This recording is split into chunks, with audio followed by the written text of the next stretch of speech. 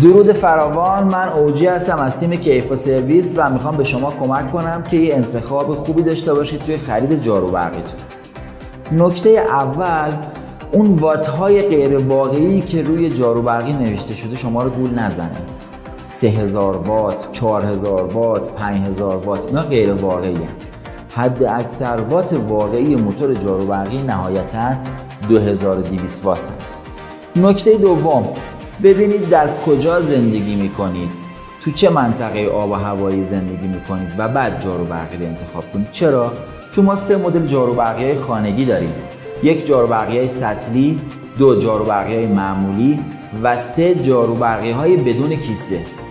جارو برقی بدون کیسه مناسب برای مناطق مرطوب و معمولا جنوبی یا شمالی کشور هست. پس به هیچ عنوان توی مناطق خشک از جارو برقی بدون